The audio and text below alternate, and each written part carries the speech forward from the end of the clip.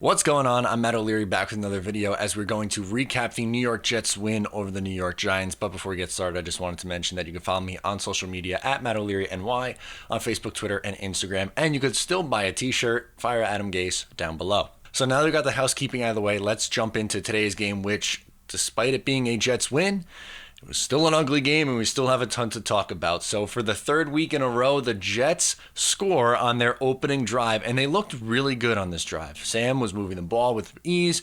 They were dinking and dunking down the field, eating the time of possession game, which is all things you want to see. You want to keep the ball away from your opponent as long as possible. They went on a nice long drive, and it was capped off by Sam Darnold running the ball in on a 2-yard touchdown run on an RPO, no less, something the Jets very rarely do, and something that looked like it worked today. On the first Giants possession, they would go 3 and out. Daniel Jones actually fumbled. It was recovered by Saquon Barkley, but he did lose the ball, and ball security was a little bit of an issue for Daniel Jones today. He would go on to have a pretty good game, and it's nothing against him. It's something that he has to work on. I think every Giants fan would admit that, but he did fumble, and Saquon was there to pick it up, but they're going to have to punt after going 3 and out. Second possession, that's usually when things start to go bad for the New York Jets, but not this week. It was another really good drive. They moved the ball really well, and it was capped off by a Sam Darnold touchdown pass to Jamison Crowder, who did his part, making guys miss, running into the end zone, putting the Jets up 14-0. And the Jets had all the momentum in the first quarter as they dominated the time of possession game in that quarter. The next Giants possession is where things started to go really bad because there was a couple of really bad back-to-back plays by Hairston. He got called for a DPI and then just completely whiffed on a Rhett Ellison play where he went off for like 30-plus yards down the field on a little screen pass. It didn't work out that great, and the Giants would end up getting a touchdown on this drive as they marched down the field. Also, 2 penalties from Steve McClendon on this drive extended it for the Giants as they would punch it into the end zone on a touchdown pass from Daniel Jones to Slayton. The next Jets possession, they would miss deep on a flea flicker. I like the play call a lot from the New York Jets here, and I like the throw from Sam Darnold too. He missed them, they didn't connect on it, but he put the ball in a place where only his receiver can get to it. He put it to the outside and deep, which is exactly what you want to do. If it is underthrown, if it is thrown too much towards the center of the field, that ball probably gets picked off. But he threw it where only his guy can get it. It wasn't the best of routes from Vincent Smith either, so nothing happened on that drive for the New York Jets. Giants are moving the ball on their next possession. They're dinking and dunking. They're in a 4th and 3 situation. They decide to keep the offense on the field and go for it, and Daniel Jones finds Slayton again on a little slant, and this time Hairston falls down. Something you can't do on defense. He was atrocious today, and he ended up getting benched because of how badly he played. Now, the funny part is, earlier in the year, everyone was clamoring for Tremaine Johnson to sit down and Nate Hairston to come in and play, and I agreed with that. Hairston played really well with his first couple games here with the Jets, but he has been awful for the last 3 weeks, and he sat down, and bless Austin, who has played just 5 games since the start of 2017. Yeah, 5 games. 1 in 2016 and 4 last year with Rutgers before making his NFL debut today.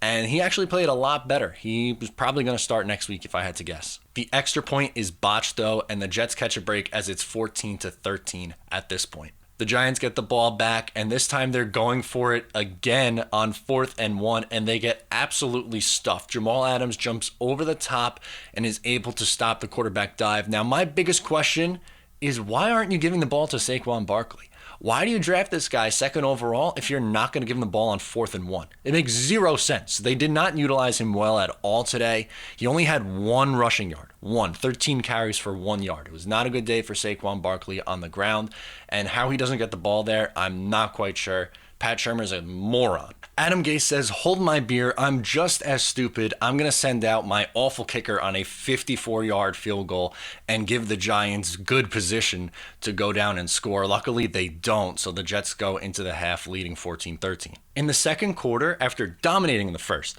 the Jets had 4 yards of offense. 4. They completely melted down in the second, and it just goes to show how bad Adam Gase is, because he scripts a beautiful first couple of possessions for the Jets, and then it goes completely downhill, and he looks dominated by a team that frankly has an awful defense in the New York Giants. That is not their strength. They can move the ball a little bit on offense, but defensively they are atrocious, and they had no business dominating the Jets in the second quarter like they did. Going into the third now, and Jamal Adams makes another huge play, this time coming in, completely manhandles Saquon Barkley, who tried to block him. He then rips the ball out of Daniel Jones' hand, runs it in for a touchdown. Jets go up 21-13 pretty early in the third quarter. Now the Giants get the ball, and Golden Tate gets hit on a screen pass that turns into a 61-yard touchdown. Not the best of efforts from Marcus May, not the best of efforts from Quinnen Williams, who was pretty much a shadow today. He didn't do a whole lot. It's kind of frustrating. I don't want to bash Quinnen Williams, especially after a win, but it's just frustrating when your best defensive linemen are Nathan Shepard, who was a third-round pick a couple of years ago, and Folu Fadakasi, who was a sixth-round pick a couple of years ago. When you had guys like Leonard Williams, who was a top 10 pick, and Quinnen Williams, who was taken third overall, they had very little impact on the New York Jets defensive line. But a third-rounder and a sixth-rounder are miles better than both those guys right now. Just a little bit frustrating. But the Giants would miss an extra point on the Golden Tate touchdown, so it would be 21-19. Jets would hold a 2-point lead at this point. Jets offense would get the ball back, not do a whole lot at all, so the Giants get it, and they would march down the field again, and this time it was Golden Tate for the second time. So Danny Dimes has 4 touchdown passes at this point in the third quarter, and we got ourselves a ball game at MetLife Stadium. The Giants would go for 2 and get it, so it would be a 27-21 lead, their first lead of the day for the New York Giants. A couple of nice Bilal Powell plays. Yes, we get to talk about one of my favorite guys, Bilal Powell. He rushed for a couple of yards and then picked up a blitz from the Giants, and that pass protection was able to send Sam Darnold on a 30-plus yard run to put the Jets in field goal range, so it would become a 27-24 game after the Jets would settle for 3.